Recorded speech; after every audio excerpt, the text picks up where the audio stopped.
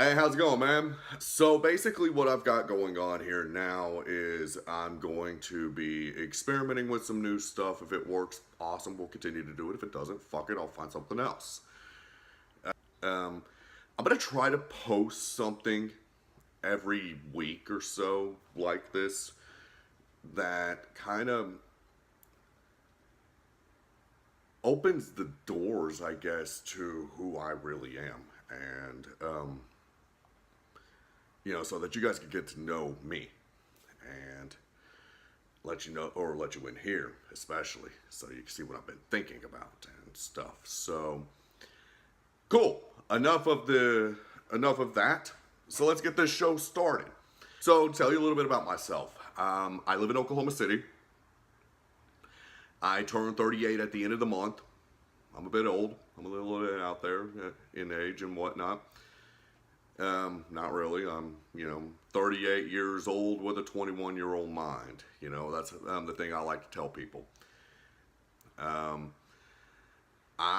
am a die-hard fan of music. I've got my passions. I've got the stuff that I really, really love and listen to every single day, but I've got the stuff that I've, kind of keep to myself in terms of, stuff that I personally enjoy. So I'm in a band. I'm actually a songwriter, and the vocalist for a project called Black Eyed Children. We actually released an album back on January 2nd on all avenues. So if you happen to be in the area of Amazon, iTunes, Spotify, whatever the case may be, check us out, man. It's some good shit.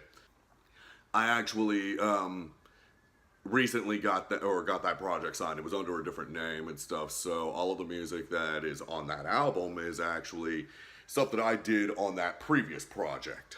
And basically it's the same damn thing, it's just under a different name, so but I've got members in this band now, and we're actually working on some new material. And actually, this is a pretty cool piece of trivia right here to tell your friends if you do actually like that type of music. So this guy right here, I want to send a shout out to a very special woman who actually is responsible for that. I've got a dear friend of mine on Facebook, or who I met on Facebook, named Tona Hurst. She actually commissioned that for me. It's going to be the album cover for our brand new album that we're actually in the process of working on as we speak.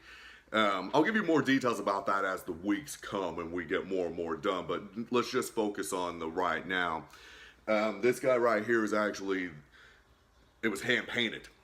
She did a marvelous job on it. It's a very beautiful piece. I'm very proud of that. And I'm very proud to actually have the cover art already done. As it stands right now, the new album, we're already about 4 or 5 songs deep in this thing, so we're damn near ready. So it makes sense that we have that. But the thing of it is that was created when I was only 1 song in. Because as I state, or as I've told people who know me, so this is going to be for you guys, when this project started, it was a one-man show. Well, you can perform as a one-man act. I'm actually friends with a couple of bands who actually are one-man acts. They bring their stuff with them, and they shred on the guitar and do their vocal work and stuff like that. Amazing material, man. You ever in the area, check out Luciferian Insectus, check out Evergrey. They're amazing acts. Luciferian Insectus, he's based out of Florida. And I believe Evergrey is based out of Indiana. I'm going to have to double check that. I'll fact check myself, and if I'm wrong, I'll put actual location down in the description so that we're all squared away. But they're both amazing, amazing musicians. So yeah, there's that. I've actually got members now, but the kind of music that I do, you need that stage presence. You need the actual live members. And I've got the live members already put together, and we're working on the material for this brand new album that's going to be more spot on and beautiful it's beautiful. What we've got going on is incredible, so I'll keep you posted on that. Tentatively, we're looking at probably an early 2019 release date, maybe mid 2019. I don't know yet. We're taking our time. We're doing it right. You know, we're doing our own mixing, engineering, producing, mastering, all that good shit. You know, so the guys at DSN are gonna be fucking proud whenever they hear this. It's good. It's good to go. But enough about that. So 38. I'm a musician. I do black metal music, death metal music, thrash metal. I also write EDM, dance music, techno, dubstep, drum and bass, whatever you want to call it. It's really weird. It's weird, but it sounds really, really good. But that's called Blue Flesh. Again, if you're on iTunes or Spotify, that shit's up there too. Except for the brand new material that I just released yesterday. Link to that motherfucker's down there too. Just one song, but it's going to be on an album, tentatively called 3, because it's, you know, the third album. But that's really cool. Give you a guided tour of, you know, I would give you the guided tour of where I'm at in here, but place is a bit of a fucking mess right now.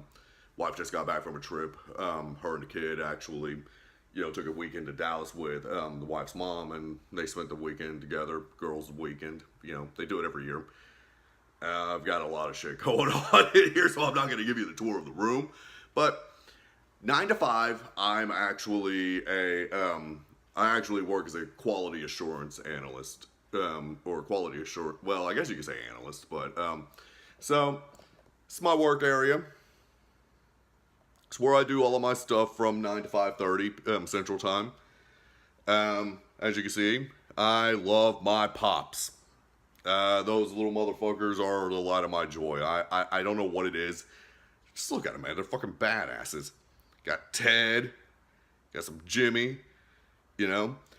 I love this. It's a bank. It's a fucking piggy bank. It's a fucking piggy bank, dude. It's fucking amazing. This is one of my favorite things. I love pugs. And, you know, these dogs bring me so much joy. When I was a kid, my mom and I, we used to raise pugs. We started off with 2. She went to a flea market one day and actually just went with my dad to the flea market. They would go there every weekend. They would wake up really, really early. The kids would be left. I mean, we were already in our, you know, teens at that point and stuff, so we were old enough to watch ourselves. Well, I had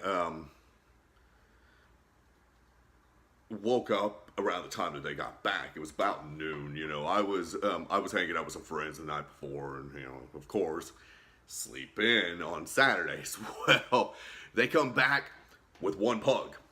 Her name was Bobby Joe, and then there was we noticed that she was a little bit depressed and she wouldn't eat. So that's when we found out Bobby Joe had a brother.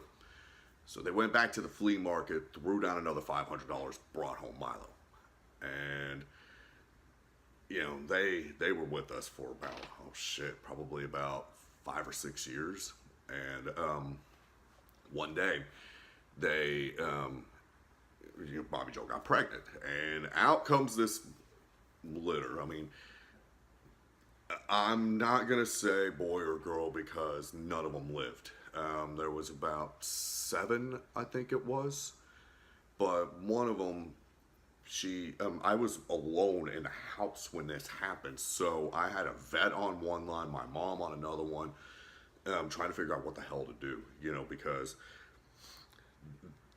she gave birth to 6 of them and they were all born in my damn room, you know. So I had puppy carcasses all over the place. It tore me to hell, man. Like, I've had this one little puppy, and I was on the phone with the vet, and the vet actually showed me exactly what to do. So I'm actually cutting out he came with the embryonic sac still around him and stuff. So I had to actually cut him out of it, and I was guided on how to actually do CPR on a dog, and just remembering he's a tiny little guy. So his name was Sparky. He lived to be about 9, and I saved that dog's life. He was conjoined to me for many, many years. But The older I got, I ended up moving out and I ended up going to Job Corps. So let's talk about that for a moment and then we'll cut this short here. So, in my teens, I was stupid. I ended up, I, I didn't graduate high school. Quite honestly, I should have. I got bored. So basically, what happens here is sophomore, junior, senior years, the first go around, because I dropped out and I went back. Well, what ended up happening was the first, or my, from the sophomore to senior years in high school, because where I lived at in Oklahoma City, we had what was called block scheduling. So what they did was they actually incorporated the freshman class in with what's called junior high. A lot of places in the country still do it. So if I'm, explaining shit that you already know, I apologize. I have a bad habit of doing that too. A little bit more about me. I ended up withdrawing from high school because I was stupid. I got bored. All throughout that time I was in ROTC, Navy ROTC, and I was really up there academically. Had I actually focused on what I was doing, I would have actually graduated with a 4.5, 4.6, something like that. I got a lot of extra credit and shit, but it was pretty fucking up there. Well, I got bored, and I still required 6 credits to graduate for, my English and math and, the major core subjects. I was missing 6 credits in 3 individual classes and shit. I had enlisted in the Army when I was 17. I was a junior at that point because as a kid growing up, I had some learning issues, so I had to repeat my kindergarten year. And then everything was good. We get to 5th grade, started fucking off, hanging out with bad kids and shit, and ended up failing. Well, we moved to the Middale School District out here in Oklahoma City. At the time I moved in there, it was one of the highest rated school districts in the state. Notably Carl Albert High School and Dell City High School, where I had went. Well, I, everything was going good, 6th, 7th, and 8th. And 9th, I had some friends and shit like that, but I wasn't fitting in anywhere.